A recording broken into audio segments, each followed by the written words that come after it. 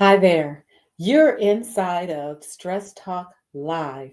This is the place where we help women over 40 to live healthier lives through strategic stress management and solution focused self care. I'm Marcelin Bailey, and I am your host for this evening. I'm so glad that you chose to join me today, as this is our final broadcast for the year. This is it for 2024. We're going to rev it back up next month in 2025. But for now, I'm going to have you watch a video that was pre-taped, pre-recorded, and we have a special guest. And I'm going to introduce that special guest and roll the tape in just one moment.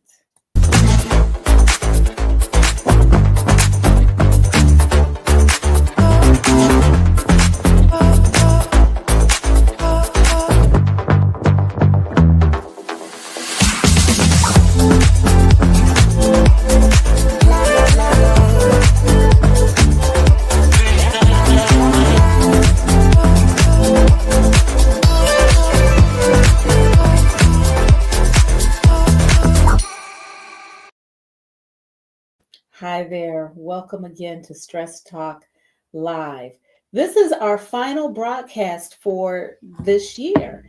And I just want to say thank you to all of you who have been watching, have been giving thumbs up, sending hearts, commenting throughout the year. It has meant so much to me. I'm just grateful that you've chosen to spend your time with me. This is something that I am putting my heart into. I certainly hope that it is content that is helpful to you and that it is helping you to lower your stress levels and maintaining low stress levels.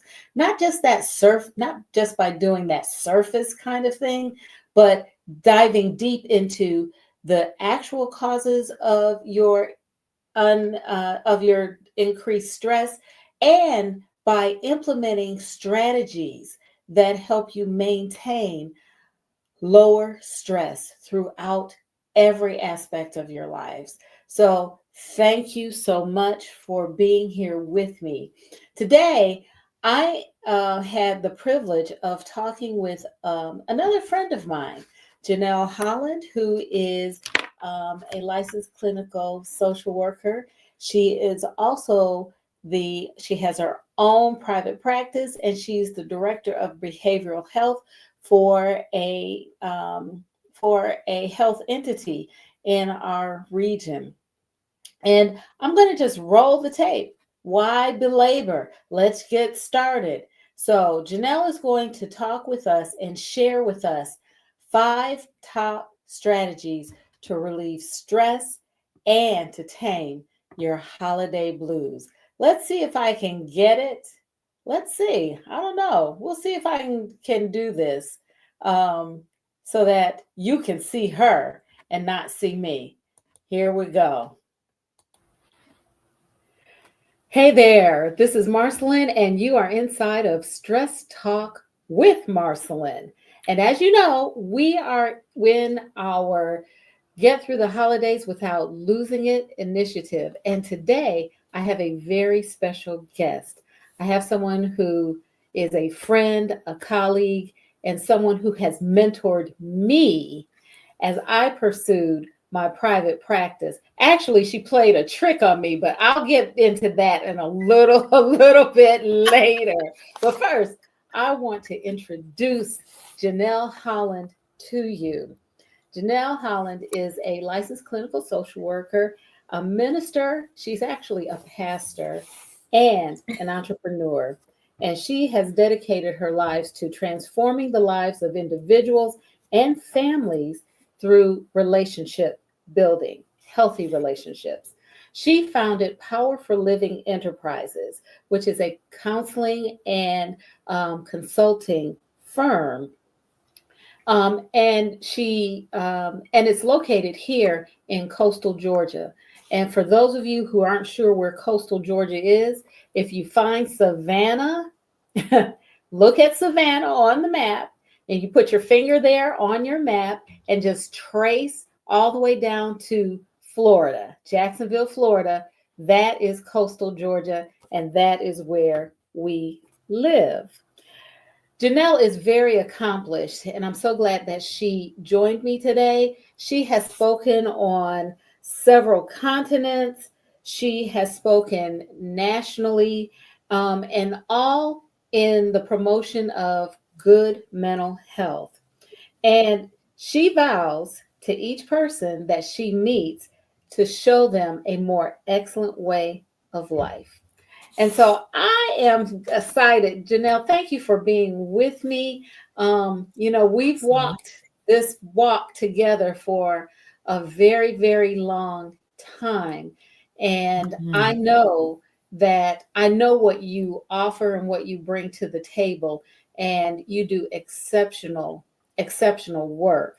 So I wanted to tell you all the trick that she played on me. So, and then I'm going to kick it to her so she can share all of the nuggets of knowledge that she has for us today. So, back in around 2011, 2012, Janelle started her own private practice. And she kept talking to me. She kept saying, "You can do this. Why don't you join me? Come on, let's do this. We can do this together." And so I said, okay, but when I start, I'm just going to do it part time. That's okay. I will help you. And she did. She helped me get started. She helped me apply to insurance panels. She gave me space in her office to see clients. And then she decided that she was going to leave. She was going to, she shut down her practice and returned to do it working for an agency. Now, how does that work?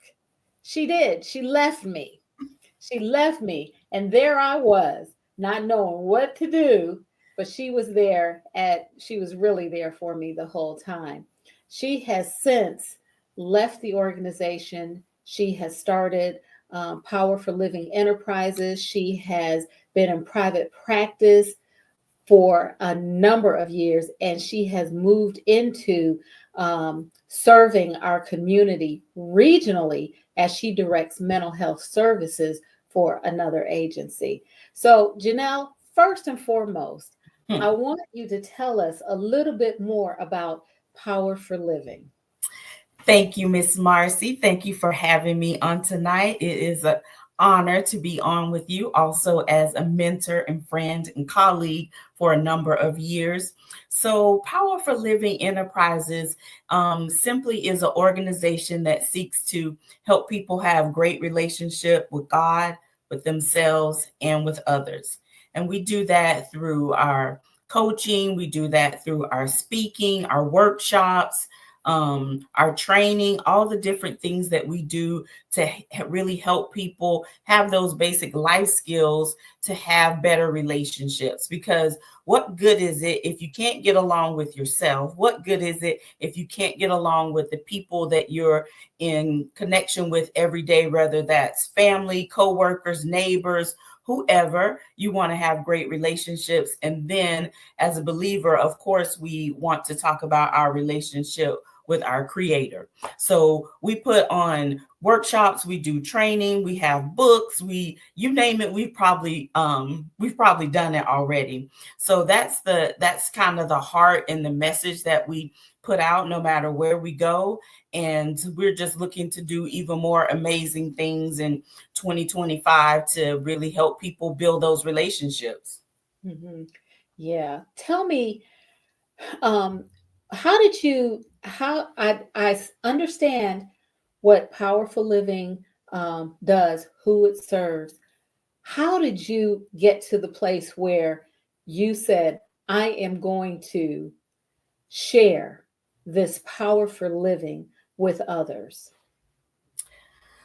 Well, there was a lady named Miss Marcy Bailey who had these services where she was helping people kind of identify their passion and their purpose and really honing in on what they were doing. So I had a great job. I had a good government job, but I really wasn't fulfilled there. Like I liked the job, but I knew that there was so much more I was supposed to do and that I was capable of doing. And so we met over several weeks, months, at your house, drawing outlines of me on the wall. We wrote proposals. We did all kinds of things. But what came out of that was I was selected for one of my first presentations at a national conference. And from there, it was just like a bug was placed in me that, wow, this is the thing that I'm supposed to do. I'm supposed to help people and use all this social work skills that I learned, but on this scale more. So from there, I just started putting things together and try this and try that. And it just kept growing. And then I got connected to other people. So even our business coach that we go see often, LaShonda Henry, who's in North Carolina, connected with her. She gave me even more ideas about how I could use the skills that I have. So it's been fun, actually. This whole part of figuring it out and trying different things, it's been more fun than it has been, frustrating or overwhelming. It's like an idea gets sparked and I'm like, ooh, that's great. Let's figure out how to make that happen. How to do it. You are an entrepreneur. You are a mental health professional. You're a licensed clinical social worker. You are you are trauma informed, licensed clinical social worker. Yes. You are the director of services and you pastor a church. Yes. How do you manage all of that? How do you manage it? So definitely I have to manage my time first. So I have to be really aware of when I'm needed and in what space so that I can manage my time so I'm not overwhelming myself. And so as I've gotten older, no, I can't, or let me think about it has become my go-to, but no comes into sentences, more because I understand that I only have so much capacity. And I don't want to show up in any of those spaces and not be prepared for what I have to do. So I spend a lot of time managing my time, first of all. Like I know on Monday, this is going to happen. Tuesdays, this is going to happen. And I try not to let them overlap a lot. I try to keep it separated, almost compartmentalizing to some degree. So time management is a big stress reliever, would you say? Yes. Also, boundaries, setting boundaries, not being afraid to tell people I can't do that, or no, I'm sorry, I won't be able to, participate in this, or I won't be able to help with that. We as women, sometimes we have a hard time saying no. Somehow it gets internalized that no means we're being mean, but no just means I don't have the capacity to do that. Or if I do accept it, I'm going to overwhelm myself. And then I may show up to an event and not be prepared. And then that's going to let you down. And that's definitely not what I want to do. I want to give every space I go into 100% of what I have to give. Absolutely. So, Janelle, oftentimes I hear from women that others expect them to show up and that because they are expected to do so, they have difficulty setting boundaries. How would you advise someone who says, but they expect me? That's an expectation. I can't say no. How would you advise them to be able to say no in instances like that? Absolutely. So one of the things I use in the counseling space is we practice. We do role plays in that room. Okay, talk with me first. I'm a safe space. Tell me no. Tell me I can't. And I go through little scenarios, whatever their situation may be. They need to bake cookies for the kids. They need to be the soccer mom driver for a week.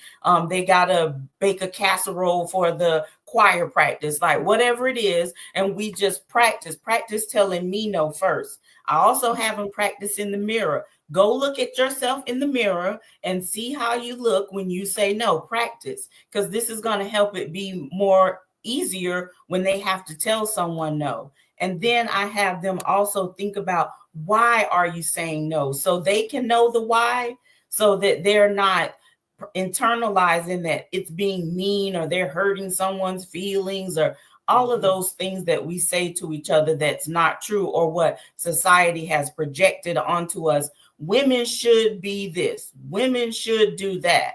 But I find we often put ourselves at the bottom of the totem pole. We take care of everybody, our families, our communities, our co-workers, church members, and then we're at the bottom of the totem pole and we've run out, that we don't have time to care for ourselves. So we have to really make ourselves a priority if we're going to be that engaged in the community. Absolutely. So tell me, if you will, about a stressful time that you, or a stressful period you've had in your lifetime, and how did you handle it? Absolutely. So I must say, my most stressful time in my life was when I was a part of that sandwich generation. I was raising a middle schooler, and my mom was having some major health issues. You were there. You you saw me some days, and trying to do that. And that was right in the middle of me going into private practice full time. So before that, I had a part-time job and I was doing my practice, but my practice grew so much that I needed to do that full time. So here I was taking a leap of faith, going out and to be an entrepreneur full time. So that meant if there was not a bottom in that seat, I was not making any money. So daughter, she's involved in everything that the school could offer. Girl Scouts, band, I don't know. I can't even name all the things she was in. And then, but my mom started to have some really serious health issues that required me to be in a whole nother state. So we were traveling down to Florida. And at one point, I stayed with her at rehab for like 2 weeks. So it was pretty significant and pretty serious. And I'm stressed because I'm like, I'm not making any money because I'm not at the office, but this is taking priority. And how am I going to get my daughter to Girl Scouts if I'm an hour away? So it was just a lot of moving parts and a lot of things going on. So I got through that period by one, I started asking for help. Yeah. So I got family members. If they had wheels on a car, somebody was going somewhere. Somebody was driving somebody somewhere to help me. Go pay this bill for me. Go take Anasia to this place. Mom has a doctor's appointment over here. Like I was like a taxi cab service. I was calling my uncles. If I needed something fixed at the house, come over here, Uncle Brian. Like I just started asking for help because one thing, I'm an only child. So there was no one else I could rely on except cousins, uncles, aunts, that sort of thing. So I started asking for help. And that probably was the biggest thing because I got out of that mentality of I've got to take care of all of this stuff by myself. And asking for help is something that's very hard for some people to do, because we try to be superwoman. You know, we can do it Yes. all. We Yes. can we can we can do everything at the same time and get it done perfectly. And that's really not the case. We do need help, and there's nothing wrong with asking asking for help.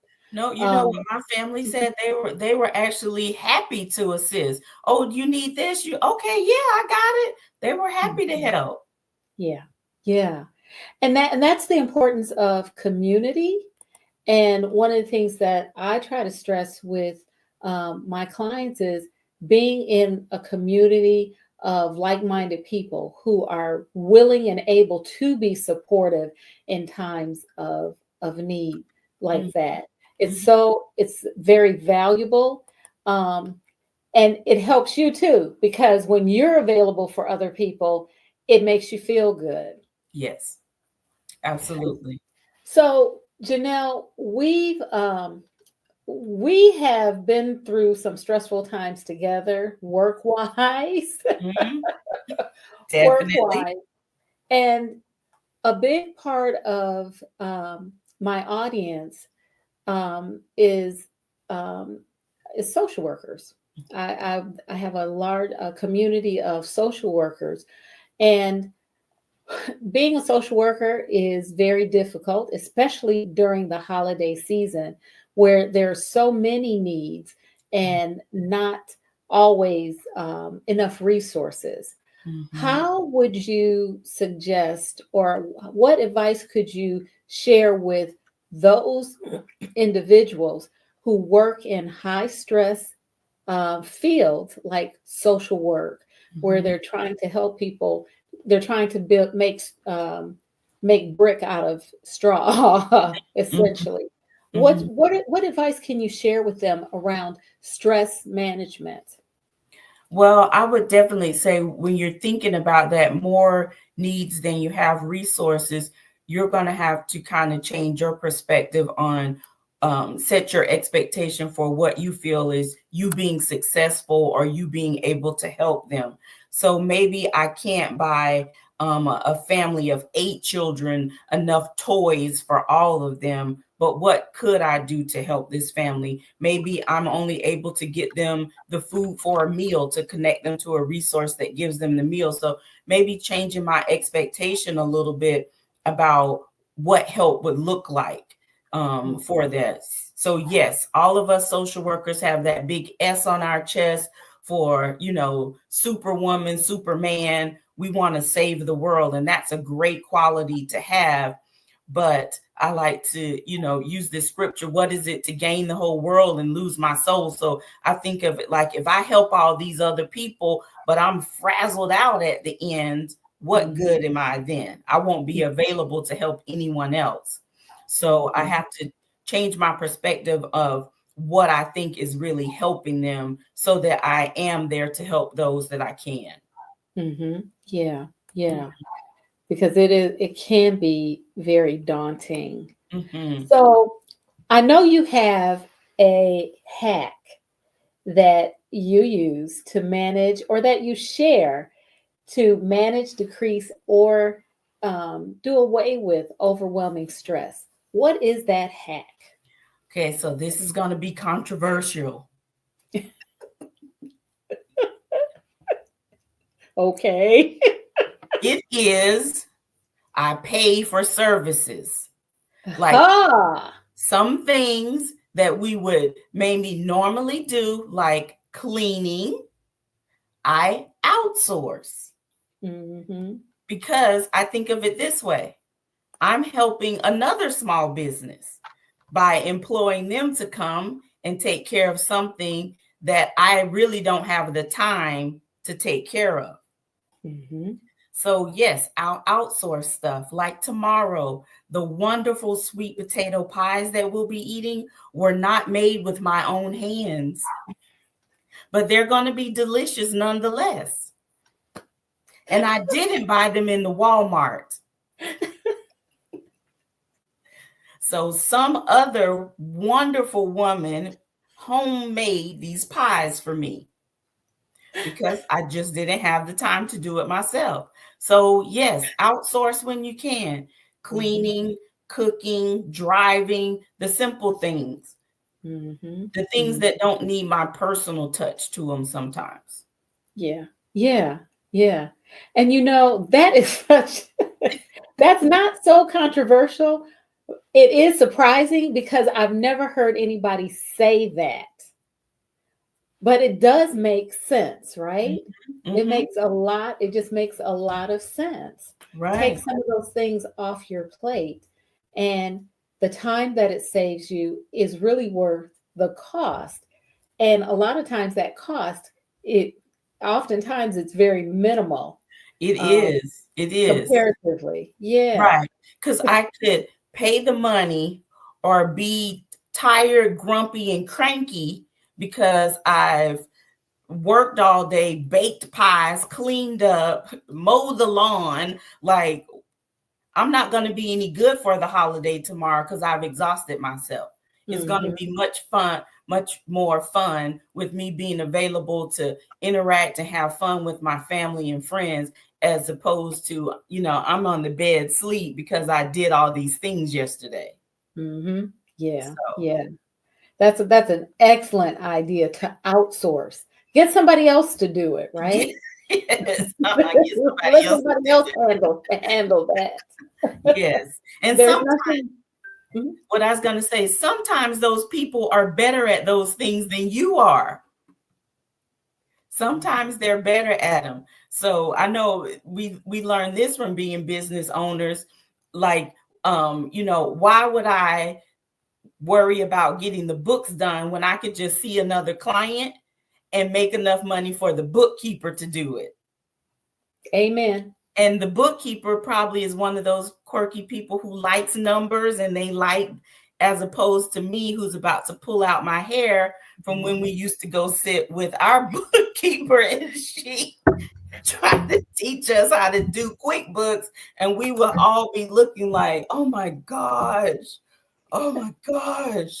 it was fun. We love Lela, but those were some harrowing days. They were harrowing because I would always end up looking cross-eyed at you like, can we just go? And she would not let us go until all the I's were dotted and the T's were crossed. That's And right. now, you know, understanding that, outsourcing it, it does. Yes, it costs, Mm-hmm. but the benefit is so much more. It's just so much more. Right. It's all worth it. Yes. Um, the other thing that, in terms of managing stress and maintaining a business, is know your limit. Know your limits. Yeah. Know your limit.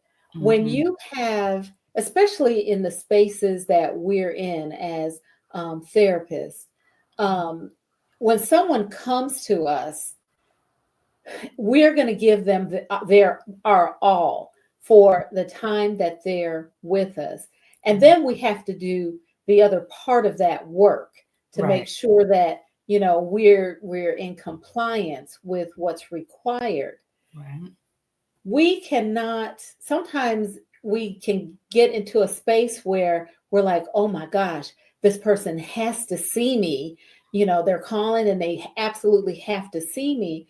But if you are, running low on energy, or if it's a very difficult time for you because you're stretched in terms of your time, Mm-hmm. you have other things that you have to do, perhaps it's not the best time for you to see that person, because you're not going to be able to give them that your all.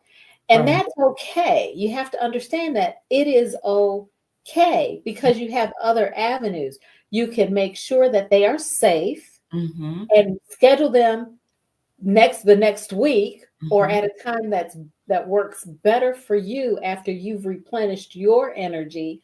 Or if they're in crisis, you make sure that they are in a place where they can receive those crisis services, the services that fit their needs. So that's also very important. You have to know your limit too. Absolutely. Yeah. I know when I started my practice, I took every client they called, I took all of them until I would get in situations where I would be like, I should have screened this one out, or oh goodness, is this going to be above my experience or my training? So, Yeah. yes, you have to know your capacity, and then know, when do I need to refer out, or when do I need to wait, to see this person. If I've seen 25 people for the week, do I want to add 5 more to that? That's going to be quite a lot. Yeah. Yeah. So knowing your limit. Mm-hmm. So I asked you for your top 5 strategies to relieve stress and tame holiday blues. And Mm-hmm. so I'm going to ask you if you will share those with us. Okay, my top 5 strategies. One, definitely plan your time around the holidays. Um, don't you look at your calendar, look at the days, and make sure you're not overextending yourself. You're going to 5 parties on one day, or you're doing things. So definitely plan your time around the holidays. Number 2, like I said before, don't forget to ask for help when you need it. We can even think about our children sometimes helping us. I can remember when I was younger, since I was the oldest granddaughter, the oldest grandchild, I was always the official rapper, present rapper for the other grandkids. So I got to see what all they got because my grandmother would task me with that. Now, to me, that was a great honor, but to her, it was helping her. She didn't have to rap all. How many of us was it? 13 of us. 13 of us. So my grandmother, who we affectionately call Nanny was not wrapping those 13 gifts. So yeah, ask for help when you need it. Number 3, I would say my top number 3 is make sure you are doing some self-care in there. Don't get so busy that you're just doing holiday stuff the whole time, but make sure you're doing some self-care. So rather that's, taking a bubble bath, we always say that one first, getting a massage, getting a mani-pedi, reading your book, whatever you like to do, you're crocheting or, just whatever, make sure that you've incorporated some self-care time into your holiday schedule. And let's see, my number 4 for making sure that I'm taking care of during the holiday is don't forget why you're celebrating the holidays. Like I would say, tap into your spirituality and really think about what the purpose of your holiday. So take some time to reflect, whether that's journaling, going to a religious service, to your mosque, your synagogue, your church. Do something that connects you to, your reason for the season. Don't forget that, because if you just get into, I'm just doing it for the commercialism, I got to do this, it kind of loses some of its specialness, some of its purpose for you.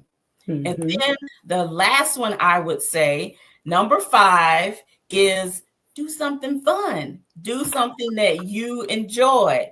So right before we started, Miss Marcy was saying that she might fall into looking at Instagram. Mine is TikTok. So those videos are hilarious. I'm just like, where do people come up with this stuff? But find something fun to do, something that just takes your mind away, gets you focused on something else, takes you away for a moment, and enjoy that time as a way to just decompress, disconnect, and have a moment for yourself. Yes. Those are great tips. Excellent tips. So I want to share with you all Janel's Power for Living website. And so if you just give me a second, I'm going to pull it up, share my screen a little bit. There we go. Here it is. Yes. So when you are looking for, when you want to revive your power, this is where you want to go. And I'm going to share this in the description so that you all will be able, you'll have the link, you'll be able to go directly to her site. She has a blog page, so you can always find information on various things. Okay, so you can always go to her blog site, her services page, where she lists the services that she offers, as well as scheduling. So I want you to just keep this in mind. Janel Holland, Power for Living. I'm also going to share with you a resource that Janel has available, and I'm going to ask Janel to just describe it. I'm going to pull up this page as well. And if you can just describe what are we looking at, Janel? So this is a book. So if you are stuck, you say, I don't know what to do for self-care, or I do the same thing all the time, and maybe that's run its course. That's not doing it for you. This is 52 weekly activities, something that you can do each week, a different activity to be a self-care activity. So each page has a picture and a description. And then you also get to journal about that activity. So you can say it was really great. You thought about it. You never thought of it. You tried it. You loved it. Or maybe this one wasn't the best one for you. But there are 52 different activities to do each week. So that would take you over the course of an entire year, that you would have self-care activities that you can try, give you ideas, and then allow you to journal to see if that's something that you really enjoy and you want to incorporate it more often, or if you want to go to the next one because that quite wasn't your jam. But 52 different activities for you to try. So this book, this is my latest creation that we created. So please take a look. I think you'll definitely love it. The pictures are very vibrant to give you an idea, kind of to spark that idea in you. And I think you'll really, really enjoy it. Mm-hmm. And it's an 8x8, so it's 60 pages, you all. So it's not just it's a substantial workbook, actually. Yes. 60 pages of self-care tips that take you through the entire year. So take a look at it. I agree. I think you will enjoy it. I will also put the link into the description so that you can just click on it, go to it, and take a look. Janel also has other publications that she offers, so you can also take a look at those publications as well. Yeah. So the self-care book you can buy a print copy of it, or you can buy just the digital version where you download it on your phone or tablet. Right. Yay. Thank you. Janel, I'm so glad that you joined me. You've been you've just been wonderful. You've shared so much. I'm excited to post this video. It will be posted on Facebook, YouTube, and also on LinkedIn. So I'm really happy that a number of people will have an opportunity to glean from your knowledge and your experience. Is there anything else you'd like to leave with our audience before we close? I would just say, make sure you're putting yourself first so that you can be there for others who are going to need you. If you're a woman, if you're a social worker, if you're a person in the community, if you're in ministry, make sure you're taking care of yourself first, because we need more good do-gooders in the world. There you go. We do need more good do-gooders. We Yes. need healthy Yes. do-gooders. Yes. For Janel Holland, licensed clinical social worker, pastor, director of services, entrepreneur. Thank you so much for joining me. And for all of you, again, we are in the midst of get through the holidays without losing it. Stay tuned because more is coming. I'm Marcelin Bailey. Take good care.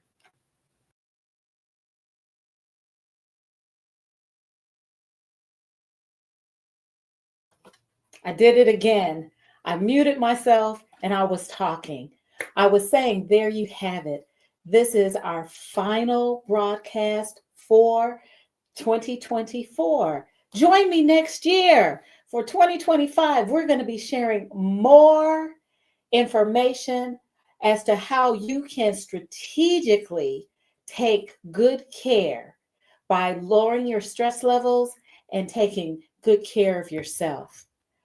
I'm glad you joined me. I'm grateful you've been with me this year, and I look forward to seeing you next. I'm Marcelin Bailey. Take good care.